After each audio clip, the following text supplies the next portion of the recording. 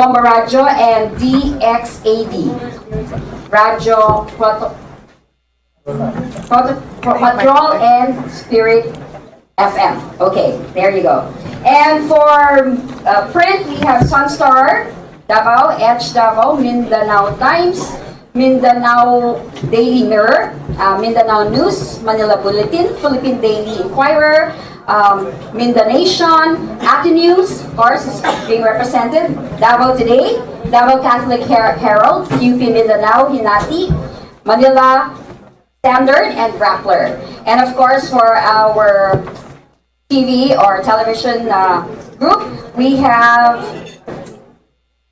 the People's Television Davao. All right, we have UNTV, we have ABS-CBN Davao and ABS-CBN Manila, and we have GMA Davao, TV5 Davao. All right, let me know if I missed anyone. All right, so to start off the press conference, since we're pressed for time as well, we'd like to ask for the opening statement Father Tabor can share with everyone this afternoon. Father? Ateneo de Davao University is very happy to have had the privilege of hosting Secretary Gina Lopez of the Department of Energy and Natural Resources. And we also welcome very, very specially Secretary Abella, who is here with us as the presidential spokesperson. Ateneo de Davao has for a long time been engaged in various environmental advocacies. We have been very strong in the work against irresponsible mining in the country. We have been working for against aerial spraying. We have been working for green spaces in the cities. We have been working for water in the country, the preservation of our waters, the recharging of our aquifers, and so on and so forth. It's in this context that we were very, very happy to hear of the appointment of Gina Lopez, who in our various advocacies in the past was our ally and friend and co-advocate for the environment. So when Gina became secretary, I said, your first stop has to be Ateneo de Davao, and she very graciously agreed. So we're very happy to welcome her here this morning, and it's very clear that change was promised and change is already happening. So without further ado, I turn this microphone over to Secretary Gina Lopez. It is my deep honor and I'm trying to find the right adjective. It is my honor, okay, and my excitement to be here in Mindanao. And my commitment to Mindanao is of social justice. And my definition of social justice in the context of the environment is that the resources of Mindanao must necessarily be enjoyed by the people of Mindanao. And that is my commitment. I don't want DNR to just be a regulatory agency. I want to work together with the people of Mindanao such that their resources can lead to their quality of life. And this is what excites me, because after coming here, my God, Mindanao is a wealth, not only a wealth of resources, but a wealth of intelligence, a wealth of creativity. And it is my hope that our efforts here in Mindanao will be a shining example to the rest of the country. In addition, in closing, I want to say that we are truly, truly, truly privileged to have a president who loves the environment and is totally against corruption, like totally. And he's not only loving the environment and against corruption, he's sobrang matapang. Like he's really, he's a no holds barred, he puts his will into it. And because of this, having a president like this, which is no holds barred, like no nonsense president, I have no doubt, that we can even bring peace in Mindanao. That's my conviction. If we address social injustice, if the people of Mindanao are able to enjoy their resources, it's going to be really a different Mindanao in a very, very short span of time. I also want to acknowledge the cabinet. The president has chosen a sterling cabinet. I mean, I've been there, I sit with them, they're really, really magaling. And most important than magaling, they feel from their heart. In fact, tomorrow the Department of Agriculture Secretary is coming. You know, you have here this presidential spokesperson. He was an ex-pastor, diba, no? Like really, really good people. And I think when you get good people who lead and feel from the heart, like the president is all heart, actually. I have no doubt the Philippines is going to see the light of day during this administration. Thank you. Okay. Did you want to say something? Yeah, Ernie. This is a presidential spokesperson. Just like to affirm the intentions, the words and heart of Secretary Lopez, especially regarding the intentions of the President about about wanting the resources of Mindanao and the nation to be utilized, especially for the people and for the common good. I'd just like to affirm that how deeply the President feels about uplifting the quality of life, especially of those who have not yet become part of any more inclusive economy. Thank you. Okay.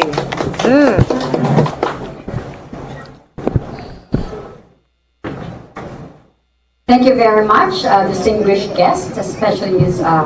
Lopez. So at this point, we'll have round one. We'll open the floor for questioning. So we are encouraging one question for each group or each company represented, and one follow-up question. On the second round, we'll have a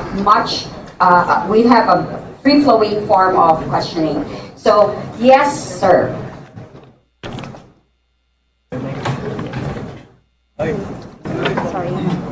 Do we have an there? So you can please use a mic over there. Everyone will have that opportunity. Good morning, Secretary General Lopez. I'm Cesar Sarslanos of Global Mindanao. At the same time, member of the editor of the Press Freedom News and broadcaster. Vincent Bati City. Ma'am, meron bang mining company sa Mindanao na ipapasara niyo? Today, Ano yun, ma'am? today we are suspending. What's the name, Leo? What's the name of that? Claver Minerals. I think that's owned by Pichan, is that correct? Or we're not supposed to say that? I'm not meant to. Don't get me into trouble. I won't go. No. Okay, but where's Claver Mineral? Claver Mineral. Yeah, it's really bad. Oh my God, if you see the pictures, we'll show you the pictures. Like, wow, like, whoa, it's like really bad, no? It used to be near a it was near a white sand beach, Leo. Yung pangalan, ma'am. My God, no? Aside from the company that you will be close to the any other, ma'am? Yes, we're gonna. How many, ma'am? We are auditing three. There were Greenstone, Taganito, and SRMI Metals. Okay, and then I want you to know that the audit is not just technical. The audit is also social.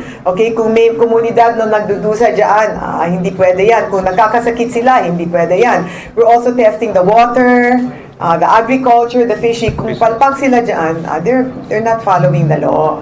Okay, and then we are going to finish the rest of the mines in Mindanao by next week. By next week! Ayan, tapos na yung audit ng lahat ng mina sa Mindanao. Next week. Okay, we're also doing a evaluation of the ECCs. ECC, you know, we're gonna evaluate if these ECCs, if this company should have in fact been given an ECC like Tampakan.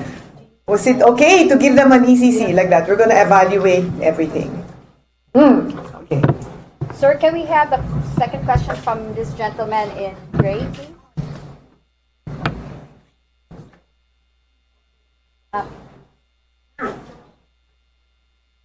Good morning, Madam Secretary. Oliver Autor from 98.3 Gold FM in Davao del Norte, and also a member of the Fraternal Order of Eagles. Fraternal Order of Eagles? Yes, ma'am. There's a Fraternal Order of Eagles? Yes, ma'am. Okay. Okay, yan Yes, ma'am. Let me proceed, ma'am. 3 months ago, a cease and desist order was issued in a mining company in ABCP. And That's the one where they're in between the two protected areas? Yes. Yes. It so happened that one of the members of the oversight committee who was instructed to investigate is also one of our leaders in the Fraternal Order of Eagles. And when we received the report last week, we were surprised because they were given an OTP pala after that cease and desist order. And last week, nag-load po sila ng ore sa vessel. Yeah. So there was an information given to us that in a few days from now, maglo-load na naman po sila. Ano po yung silbi ng ating cease and desist order when it was in fact issued after the oversight committee was able to submit a comprehensive report with complete pictures and anything and everything. So yun po ang issue ngayon, ma'am. What are we going to do with this? I'm gonna let you know my own take on that, okay? And then I'm gonna ask Leo to answer the technicalities. My personal take on that is having, having a mine in between two protected areas. That's a little crazy, right? I would mine into two protected areas. That's my take, that's not legal because I feel that you're killing the economic potential of that entire place to help the community. So, but I have to follow the law. So I'm gonna let Leo talk to follow. Okay. Last week, the Biodiversity Management Bureau of the DNR sent a team to assess the impact of the mining operation to biodiversity. And yesterday, they informed us in advance about the result. It was found that the mining project has cut trees in the pygmy forest. Second, the company has dumped soil in the river. Third, if we don't stop the progress of the mine, it will threaten a lake. There's a beautiful lake there, yeah. And among other findings, and this report now is to be submitted to the Office of the Secretary, and we think that the Office of the Secretary will make a decision on that very soon. Yeah, today. Yes, ma'am. For follow-up, ma'am. I don't like it, no. Yeah, one follow-up, Okay, ma'am. all right. I just want to emphasize, there was a cease and desist order issued to that Right. company. So what's but an still, OOD? they were able to load last week and they're going to load more in a few days. So they What went is against the law. What is the status of that cease and desist order, sir? How come? Thank you. We will take to task the regional office to shed light on that, and if there is a violation of the CDO, We'll cancel the MPSA. we will stop the whole transport permit, if that is the case. Okay, so you can put this down, no? Like for example, if there's a cease and desist order and then you suspend, and the mining company there continue to violate the suspension order, we can in fact legally stop the mine operation completely if they don't follow the law. So you have to make us cuento if they're not doing it or not. Okay, you have to. Where's Annabelle? You distribute my calling card, no? Yeah. Yeah, I did. So they didn't follow. So the- they violated the CDO. Yeah, if they violated the law, they're in hot water, no? They're in trouble, man. If the law was given, if a cease and desist order was given, and they continue to do that, and we have evidence, they're in hot water. What sanctions? Hot water, no? They shouldn't do that. We can cancel their operations. Okay, we can do it, right? Yes. All right. Right. Let's move on to the gentleman in left. Good noon, ma'am. Noon na ba? Erwin Mascarillas of Interaction and CNN Philippines. Ma'am, I would like to ask, ano yung plan for, because photos have been circulating about how the damage has been done. Again, can you ask again? Photos have been circulating about how the damage has been done in Surigao del Sur, and Surigao Surigao del Norte. Yeah. And for the past 6 years now, Yeah. the people in Cantilan, Clave, in other Yeah. areas, in Surigao del Sur Norte, have been complaining in NGB Surigao City about problems, but there was no actions since from the past administration. Actually, mayroong court order before, but it was not acted because the MGB in Surigao City said that we are not sheriff to implement such action. They are not what? The sheriff. And when several from Cantilan, I think Ms. Hutchins and other people, Yeah, I understand. Bakit wala pang nagawa? yes, made that point, nirefile daw yung case na naman. Okay. And again, So, Leo, you wanna answer that? ang question lang is, where is this heading now for the people in the area? Especially, dalawa yung problem within Surigao, especially in Cantilan with the watershed, where the mining is happening. It was presented earlier, and actually some of the photos that was used earlier are my photo, and it clearly shows the damage has been done in the area. The aerial photos that was presented, the damage has been done. So why is it that it took this long for the DNR to act? Yeah, okay. So, Leo, you wanna answer that?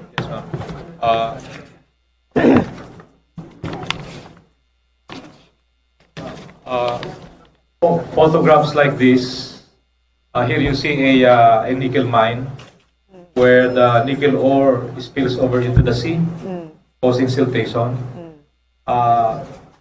These are grounds for immediate suspension. So the audit being done by the DNR, not only in Surigao but in the entire country, Here, you can see. covering 40 metallic mines, and then 65 non-metallic mines will be the will be the basis for a final judgment on how we would allow or not those mining operations. So we wait for the audit. It's a comprehensive study that will finally give us an informed decision on how to decide on those mines. Okay. So, this is my commitment, my personal commitment. All those that don't pass the audit, I won't even wait 1 hour. Finished. Finished. Okay? It's finished. It's over, you know. Once I'll follow the due process, but for me, justice delayed is justice denied. What happened in the past, happened in the past. You know, it's a complicated situation because, I mean, you know, I don't want to say anything against anyone, okay, but what I want to say for now, that's what I can commit to. Now, okay, it will not be allowed anymore, okay? And I also want you to know that I'm putting up an arm in DNR, not a desk, okay, an arm. Because you can throw a desk away. You cannot man throw an arm away, diba? Okay, we're putting up an arm in DNR, which is civic society, of which you can all be a part. Okay, that's what I told Annabelle to give out my card, and then you write there, Annabelle. Okay, and then you have and then we have the email. You write it down. Action, AKSYON, kalikasan @dnr.gov.ph.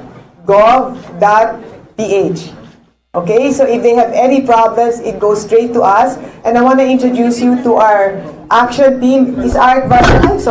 Is Art Valdez here? Okay, this is Art Valdez. He's the first Filipino that climbed Mount Everest. He's also the brother of Leo Valdez.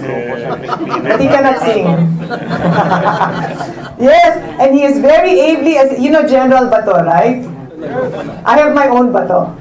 I'm gonna show you. Can I call Peter here? Yeah. Yes, introducing DNR General Bato. Okay. You look at his face. Oh. Does he look like Bato?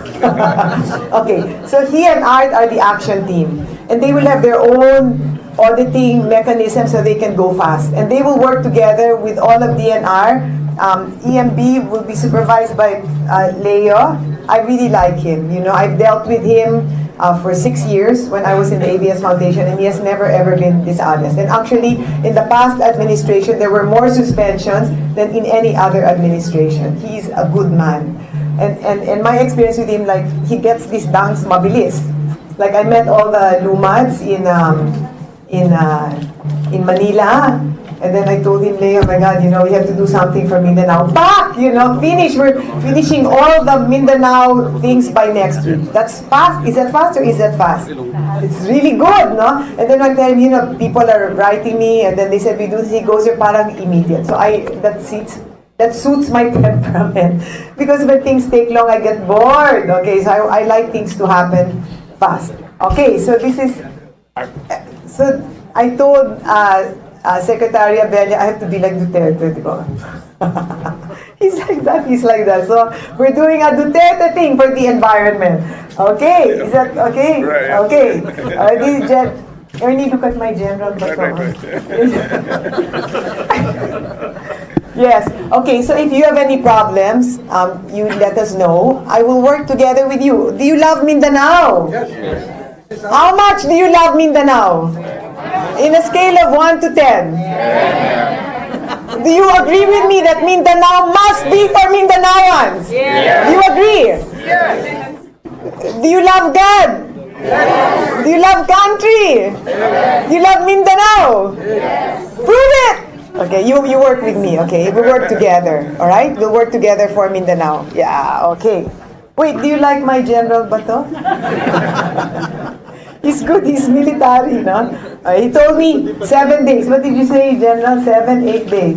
Oh, you look at his face, oh. 8 days, ma'am. Okay, 8 days back. Okay, we'll stop the illegal logging. Okay, I also want you to know that on Monday at 11 o'clock a.m. in the DNR office, I am signing a memorandum of agreement with General Bato. He will be there. And General Bong Visaya, he will be there. I worked with him for the Pasig River. He helped me clean the estero. So I know him. So General Bato, General Visaya, and Mike Sueño, who's the Secretary of DILG. And then I asked him, Mike, kung may topak na mayor at governor, kung may topak, kaya nyo ba sila? Sabi niya, walang problema, i-suspend yan. Oh, di ba? Is that not very powerful? Because really, President Duterte does not like topak na LGU. Okay, so we have the head of the DILG. Wow. The head of the army. Wow. The head of the police para sa kalikasan. Oh, di ba? Is that powerful? Is that powerful? That's very powerful. And then we have General Bato. Full name niya, ma'am. Full name niya. Huh? Full name mo, Peter Muto? Muto. Oh, you look at his face. Does he look like Bato? Ano? What's his position? Oh, General Bato. He's just an enforcer. He's the assistant of Yusek I. I can give him a position. General, you give him general. Okay, no, we have a good team. We have a very, very good team in DNR. Oh, I also want you to know, since I'm talking already, that I want to go into business. Okay, so I don't want DNR to just be regulation with the sphere of social justice. And my explanation of social justice is that the resources of Mindanao must be for Mindanaoans. That's my understanding. That's social justice. Okay, and in that way, the regulation will go on, and then we have development. Yeah? I have so much money. I have 9 billion pesos. Yes, and I want to use that, the National Greening Program, to upgrade the economy. Okay, because I have when I was at ABS-CBN Foundation, we have the La Mesa Eco Park and the La Mesa Watershed, which I did together with Marlo Mendoza. Where's Marlo? Yes, he was my classmate in AIM. And he's a very good forester. So you know how much La Mesa Watershed, and La Mesa Watershed is earning 3 million pesos. The Eco Park is earning 40 million. Taon-taon. Wow! O, diba? What if the National Greening Program, of which I have 9 billion pesos, yes, is put in to the areas in the country and in Mindanao in a way which, like La Mesa, earns a lot of money. It's good, di ba? Okay, which means my partners will be the community. We're gonna do agroforestry in between. And what I want is that reforestation program, the National Greening Program of DNR, will be a major push for the economic well-being of Mindanao. So I don't want to plant only one kind of tree. That's corny. I want to plant many kinds of trees. Like in La Mesa, you go there, nandyan na yung eagles. Dun sila nagro-roost. I mean, they make babies there in the La Mesa. The streams have come back. The flowers have come back. I want to have paradise in Mindanao. Do you like that? Okay, then when I have paradise, what you have to do is you all have to write about it. So many people will go there, and who will make the money? The community. Is that good or is that good? Very good. So you have to help also. So what you want to do is I want to use that 9 billion pesos to have economic impact of 18 billion. Is that good or is that good? Yes, because if I have economic impact of 18 billion, it'll give me more money. I put more money there. That's good, di ba? So I want to work together with the civic society. So, by the way, I ask you all mandatory. You have to go down and see the exhibits. Ay nako, you're gonna talagang grabe talaga, di ba? So good. Yung dyan, yung mga exhibits dyan, ang galing ng Mindanao. So kung bibigyan sila ng konting tulong, o di ba? Whatever technology they have, you can boom it everywhere. Grabe ang galing ng taga Mindanao. Grabe talaga. So they just need a little help. Eh buti na lang may pera ako. At yung DA, pupunta siya dito bukas. May pera din siya. Yan. Yung DOH, may pera din siya. At si Ernie, may pera ka ba? Wala. Never mind, malapit siya sa president. Okay, but the president has lots of money, and he's coming here, and he likes Mindanao. O baka may peace na sa Mindanao, di ba? Okay, and I want to work together with the MNLF and the NPA. Yeah, we work together with everyone.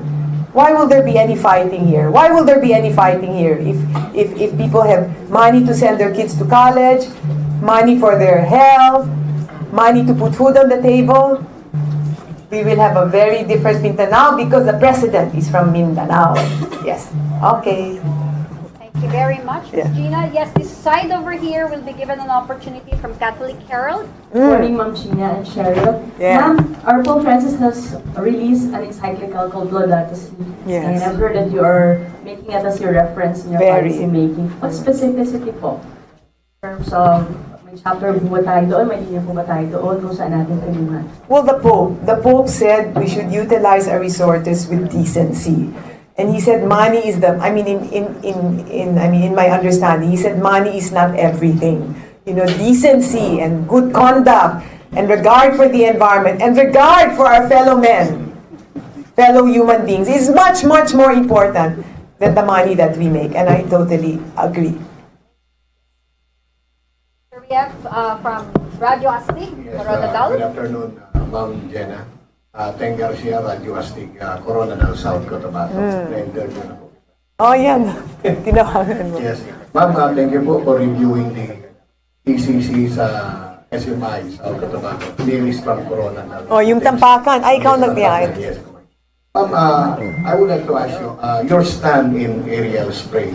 In South Cotabato, merong pinapas niyo na resolution banning sa aerial spray. But, nabasura po. Dahil ang sinabi po doon is word ultra vires. There is no such law. Kasi walang banning, dapat magpasa pa ang Kongreso ng batas para sa aerial spray. Ang ginawa doon, i-regulate na lang. So ano po ang masasabi ng DINA? That question came here kasi maraming katutubo na nag-complain sa aerial spray, nagkakasakit sila. Okay, ang sinabi sa akin ni Secretary Leo Jesareno ay na may power pala ako. Pwede akong gumawa ng policy. I don't have to go to Congress. I as DNR, right, can make a policy that given that aerial spray creates massive suffering, you know, is bad for the people's health, in that line, I can actually make a policy that there shall be no aerial spraying that jeopardizes the quality of life of the people.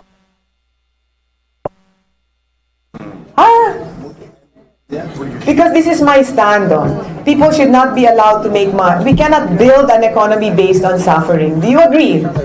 You cannot make money on the suffering of others. You can make money, no problem at all. But don't make money causing suffering to others. Is that okay? Okay. Do you have to say anything else? That's it.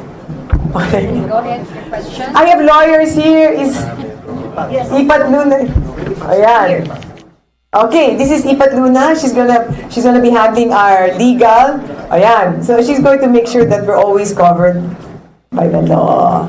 Okay. Yes. Good afternoon, Ma'am Gina. I'm Sammy Luzon from Energy FM Davao del Norte. Okay. Apo. Ma'am Gina, rampant pa rin po ang illegal logging, particular in Region 11 and 13.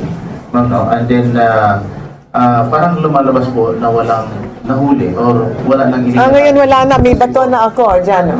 Apo. 7 days. Wala. Huhuliin na natin lahat. Kasi ma'am, wala nang huli para sabihin Wala. ng Huhuliin. illegal logging. He just started. Opo, pagdating doon sa mga bansuhan, ma'am, makikita po natin ang iba-ibang mga grown species po doon sa mga iba-ibang bansuhan. Grown species? Yes po, ma'am. So, ano po ang action dito ng DNR? You mean biodiversity? He's talking about the trees that have been cut? So, Ano, marami po, ma'am. very Particular, strict. ma'am, in Agusan del Sur area, Surigao del Sur, Davao, Compostela Valley, and the Davao Oriental po. Yeah, we will stop it. Okay, Peter, you want to say what you will do to the illegal loggers? May I quote you, ma'am? We will treat illegal loggers, illegal mining operators like drug dealers, drug lords. I didn't say that. You're the one. No, but we will, for me, justice delayed is justice denied. And I think the reason why people voted for Duterte, because he's like that, diba? Pak! I'll do that, parang you feel, oh my God, he's gonna make something happen. So we're gonna do a Duterte in the DNR. Pak! You're just, okay? And if it doesn't happen, you call me. Babalibin ko sila, no? I'm joking, ha? Don't put that down, no? Okay, I'm just teasing, I'm teasing only. Okay.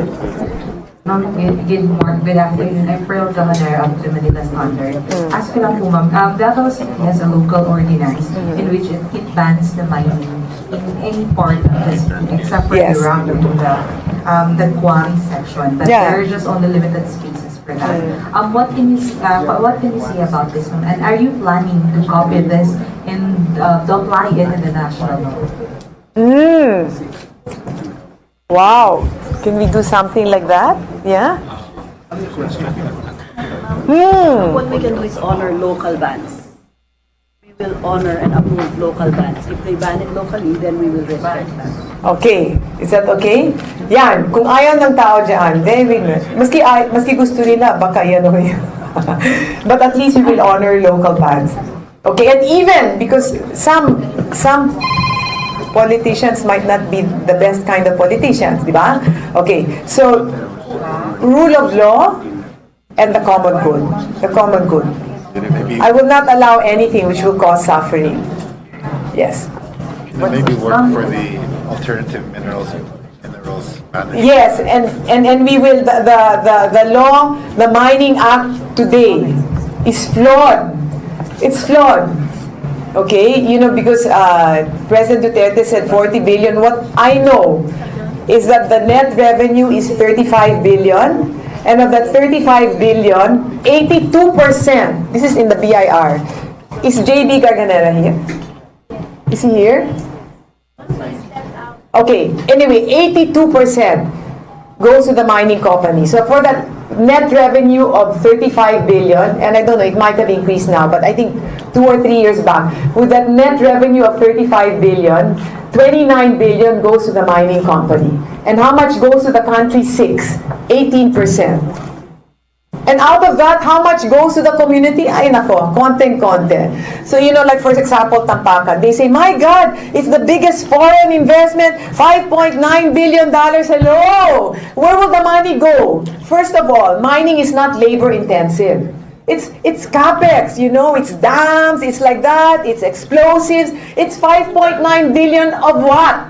Do we benefit from that at all? And then the net revenue of that 5.9 billion, saan yan pupunta?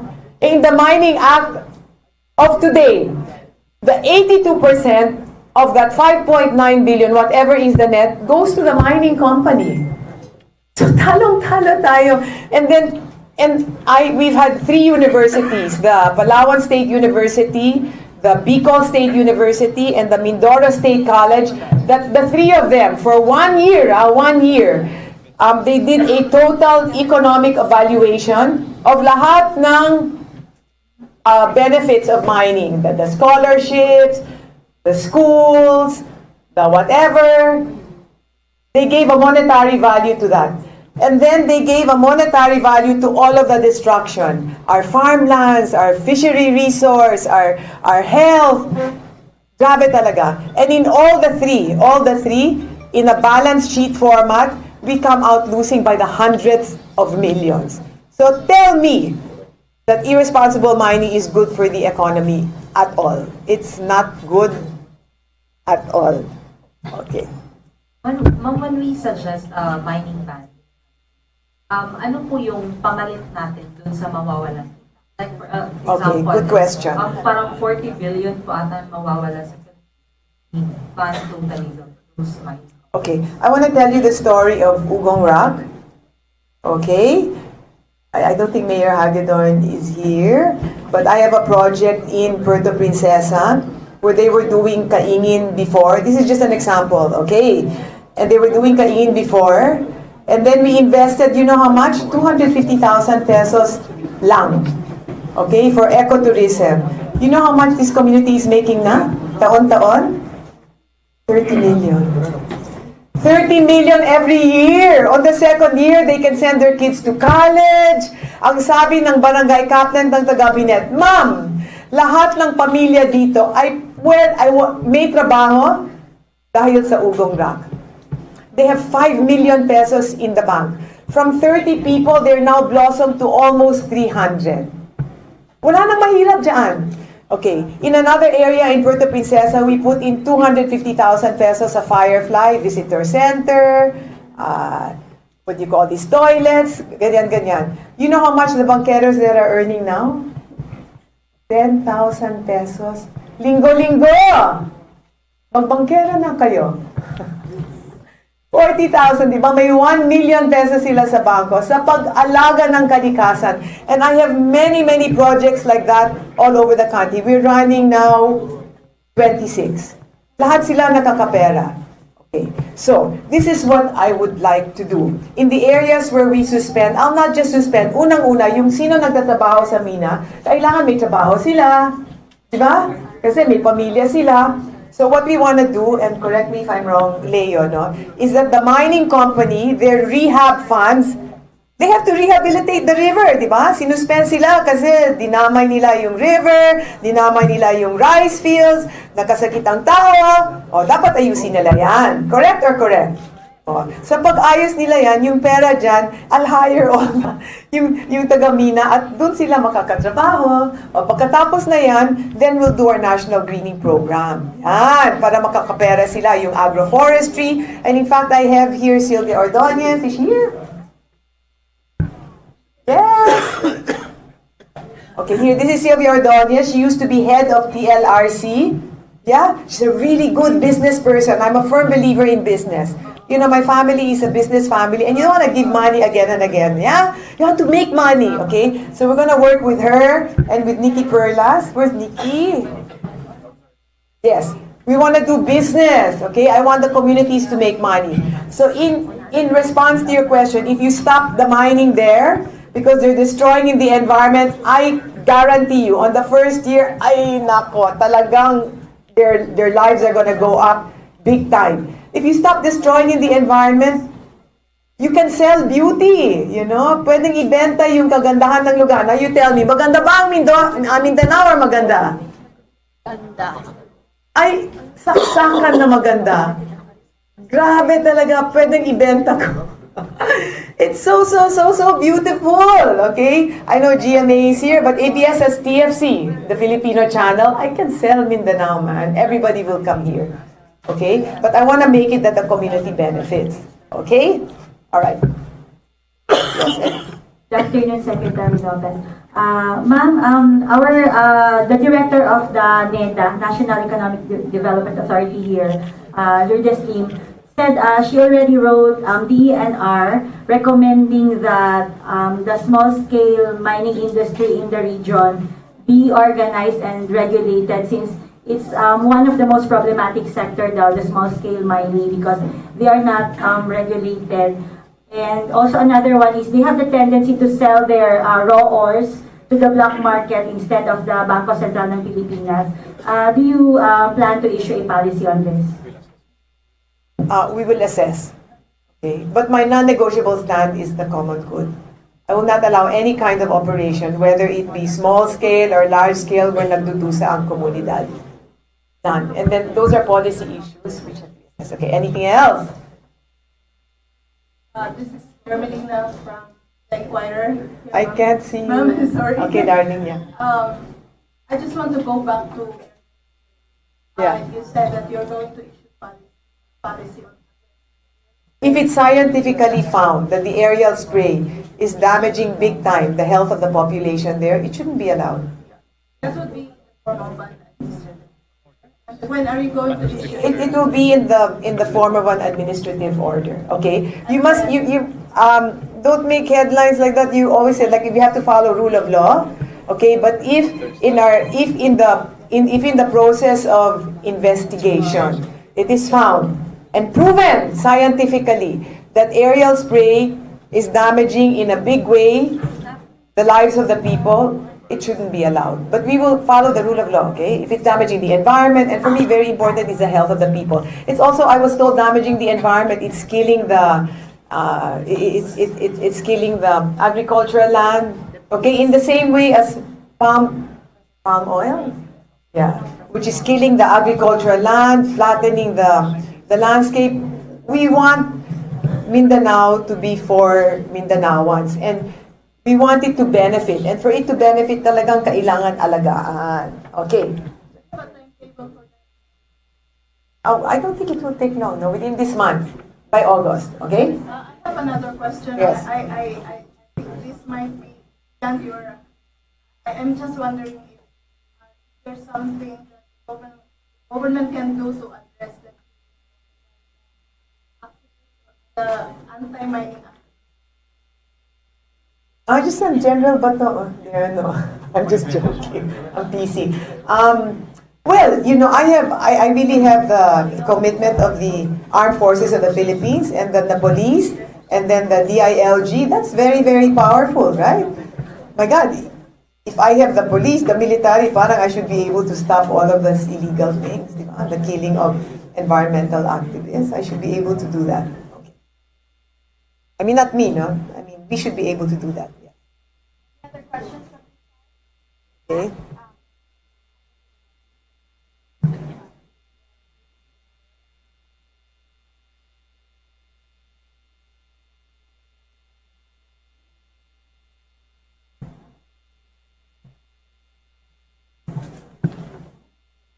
Good afternoon, ma'am. I am Mayor from Philippines News Agency.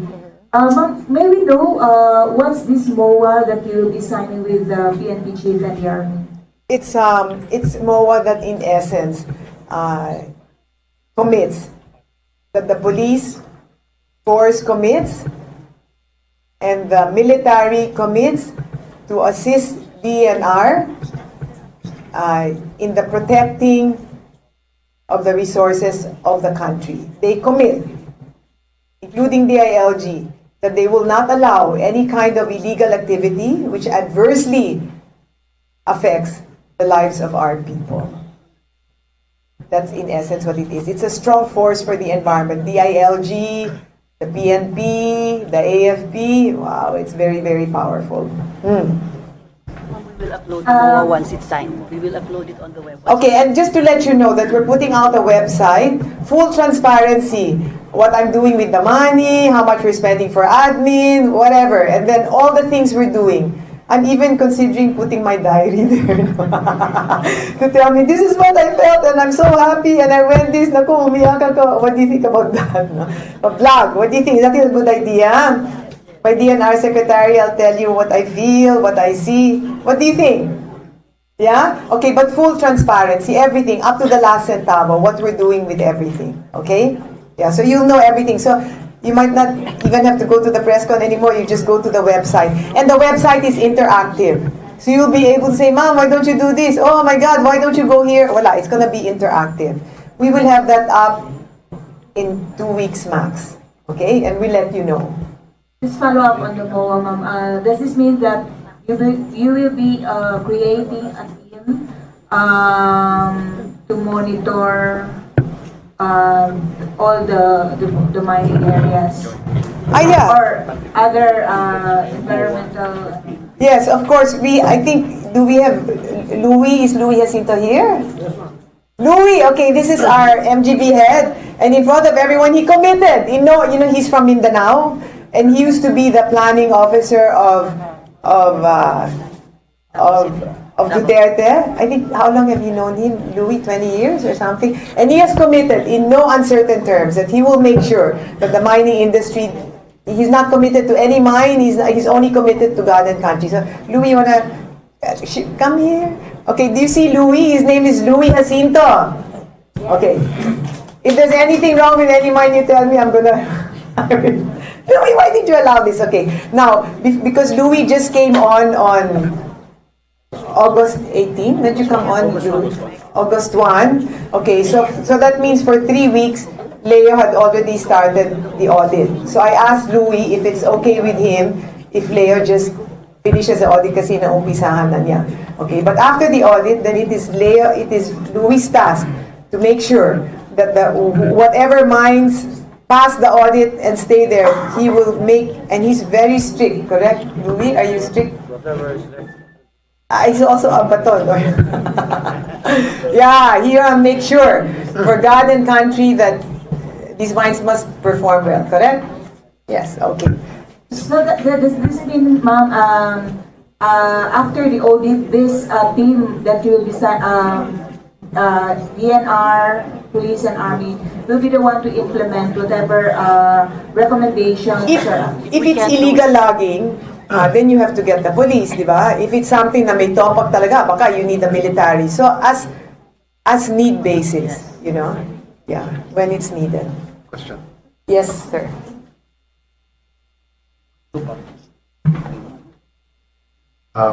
Gina. Yes. I'm very happy to hear that you're going to come into an agreement with the military because of the particular problems that we've had here in Mindanao. Yes. And on the one hand, the problem has been the mines. Yes. Because when we look at our IPs, our indigenous peoples, and they try to exert their rights over their indigenous, their ancestral domains. The mines intrude into the ancestral domains. Now, what has been the experience is that when the people complain, the military protect the mines. All right? And because the military protect the mines, the NPA protect the people. Yes. And when the NPA protect the people, the Lumad are hurt because the military get their manpower from the Lumad and the NPA get their manpower from the Lumad. Yeah. Crazy. The key problem is the mines. That's right. So that's right. I'm very happy. Yeah, that I you're totally addressing this understand. problem. Yes. Thank you very much. Okay. You might want to. Ay nako, I love Father Joel. Mahal mo ba siya? He's sobrang magaling. Okay. So I totally understand. I mean, you can feel his heart, no? When the Lumads came and they told me, minimilitarize ang place natin, parang ginagawa silang bodyguard, you know, the mining company. So I talked, I think, was it that day? I think that day, I called up General Bong Visaya, and I said, Bong, my God, you know, can you just stop this? The militarization, and he agreed. Okay, so we have a new administration, and this administration is committed to the public good. And in fact, I texted him the other day, and I told him, Bong, ano kaya kung mag-agriculture na lang sila? Yung military, they can help the farmers, di ba? Change their image. So let's see, and I want to thank you, Father Joel, for that question. And in fact, when we signed the MOA on Monday, I will ask General Bong Visayan to make a statement addressing that concern, because that is a very key concern. The use of the military to protect business interests as opposed to protecting the people. The problem here is this, what the military, I don't want to say they don't think, but the military, what they do is they protect the law. Okay, so the problem is when the mining company has been allowed to be there legally, the mining company's been allowed to be there legally, so then they just protect that, they're protecting the law. Okay, so but if we shift that, and we say that mining operation, because it's caused great suffering, is suspended, and is no longer allowed to be, then the military shouldn't be bodyguards anymore, di ba? Okay, so we will shift that. But I think the time has come to shift the image. Is Ernie here? Ernie, what do you think of that, no? It's the image of the military, Ern said, no? Like, we have to shift the image of the military from being bodyguards of selfish business interests into actually protectors of the people. And then if I think if President Duterte can work in that way, we will, no? Okay. All right. Okay. Anything else? Yes, we have one more question. One last. Yes, before. Yeah. Somebody pass the mic.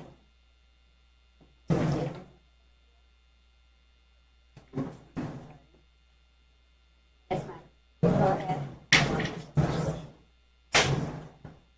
Ma'am, good afternoon po. Zaya Capistrano from Davao Today. Clarify ko lang, ma'am. From Davao what? Davao Today po. Okay. What will you do po with the Philippine Mining Act? Will it be reviewed or? It must be reviewed. It's a really, can I tell them what you said, Father Joel?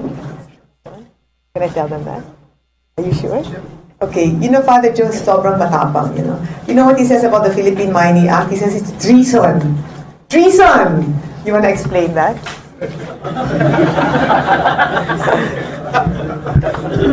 Thank you, Ranjit. The Philippine Mining Act is, in my view, treason. Treason. Because the minerals, the Constitution of the Philippines says the minerals belong to the state. To us. Meaning that the minerals belong to the people. Yes. Right? Now, this Philippine Mining Act has been hailed all over the world as progressive because it's being hailed all over the world by the miners.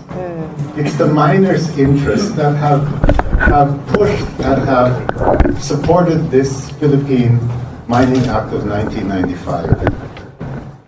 If you are a landowner and you have a garden in your backyard and somebody tells you there's a gold treasure in the backyard, and you call somebody, please help me find the gold treasure.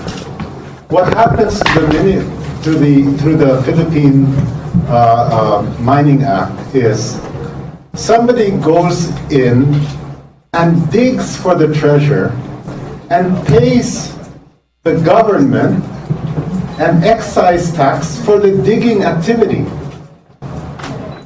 An excise tax of 2.5% on the digging activity, and then when the treasure comes out, that person brings the treasure away. What happened to the landowner? What happened to the people? The Philippine Mining Act of 1995 allows foreigners to come in and take our minerals away free. Treason! Write that down. Treason. I didn't say that. Never have been passed. Treason. It's not in the interest of the country. Yeah. And finally, I think under this president, under Gina Lopez, I think it's time for all of us to demand that this treasonous bill be finally repealed and replaced with a bill that is in the interest of the Filipino people. Yeah. Let's give a round of applause. Yes. We'll have 2 more questions before Two more. before we end the session because Give me 5 minutes. Miss Gina and Father hasn't had their lunch yet. So, Have you eaten na? so yeah, can we have just 2 more? Yes, ma'am. Go ahead, ma'am. Start the table. Yes, ladies first. Ma'am, maybe no po kung meron po ba kayong move to review all the issued permits po sa mga Yes. mga coal-fired power plant companies, especially po dito sa Mindanao, knowing that the balance mix po dito, generation mix is dominated by those coming from the coal-fired power plant. So, what will be the move of DNR now po? What will be your plan in the future to ensure na ma-attain po yung 50-50 generation mix po? I have talked to Secretary Cusi, okay, and then he agrees with me that the move towards renewable is the right thing to do, okay, because in my assessment of existing coal plants, we did a study on 4, and in the coal plants that we did a study on, the people suffer, their health deteriorates, they earn less money, it's bad for the environment. What's happening here is the community around, the poor people, are paying the cost of cheap energy. So it's not really cheap. It's just that the poor are subsidizing the cost because the coal plants are not paying the cost of negative externalities. Naintindihan mo ba yan? They're not paying the cost of health, of the economy, of the destruction of the environment. Wala yan sa bayad na, no? So it's cheap parang. Okay, and then in addition to that, coal, if you've seen Semirara, your heart will bleed. Semirara, I mean, it's killed hundreds of hectares of mangroves, affected thousands of seaweed farmers. That's an ecotourism site. So why will you why will we limit ourselves to dirty energy which makes people suffer? And why don't we go for solar, which is free? And then, but we have to, no, it's not expensive. In Dubai, solar is now 1 peso and 30 centavos. In India, solar is cheaper than diesel. Renewable is getting there, okay? So I'm not keen on limiting ourselves to coal because once you say yes, you're stuck with it for 25 years. Okay? So why don't we go for renewable? So, but the thing of Secretary Cusi is this. And this is his thing. So I don't want to go against his policies. So be careful when you write the article. Don't make me. No, I just said that I feel that the renewable energy is the way for this country to go because we have access to geothermal, to solar, to wind. Okay, so this was the concern of Secretary Cusi. We must, he cannot afford brownouts. That's what he said. If we shift towards renewable, we must make sure that renewable he calls it base load. Okay, so we're moving in that direction. In fact, I already asked him, Secretary, is it all right if I try all renewable in certain places? Just to show that it can be done. So actually, I want to do it in Palawan, and we're going to see if we can do it in Guimaras, just to show na pwede pala. Because in Negros, Negros is run only on renewable, geothermal, and solar. So, pwede pala, di ba? So, I think if we do it in places, we'll see where we can go. But is there a move for the review of the issued permits? Excuse me? We will review the permits. We will not only review the permits, we will review operations. Okay? And if they haven't started construction yet, if they haven't construction yet, wag na lang muna, di ba? Because once they start construction it's hard to stop it na, no? But the coal plants that have been given permits but haven't started construction yet. Wait, don't write this because they might start construction. Okay, but if they haven't started, should you write it or should you not? Because they might start construction. Okay, how do you think about? But if they, should I say that? May lapse na. Kung 5 years sila hindi nag-start, we'll cancel those na. Oh, yan. The lawyer said, if they haven't started construction in 5 years, pwede natin i-cancel according to the law. Lapse na yun. Oh, Automatic. Automatic na yan. Okay. Wait, renewable energy. Nikki wants to say something on. Okay, there's a myth that solar energy cannot be base load. And that's a very common argument, but there has been revolutions in the technology of solar, which is one of the fastest energy sector, and coal is declining globally. So I don't know why we're going to coal when they are now constructing plants in the United States of over 1,000 megawatts, solar base load. Because there's already a revolution on the battery technology, which was the problem with solar before. So I think we should not be fixated on old technologies that are 20th century, when the 21st century technology is much clearer, cleaner, greener, and so on. So we will be exploring those possibilities. In fact, my cousin told me the other day they were able to fly a plane on solar. Oh. Around the world. Around the world. Yeah. Imagine that, no? Yeah, okay. Okay, thank I you think very that's much. Unfortunately, we no longer have time. We need to wrap up. There's another event happening at the Martin Hall, and they need to take a You put the email, action.kalikasan at, what is it? dnr.gov.ph. That's the email, so you can know. Thank you very much. Thank you very much for joining the session. Thank you, Ms. Lopez. Father Tabora, thank you very much. And everyone, have a nice day.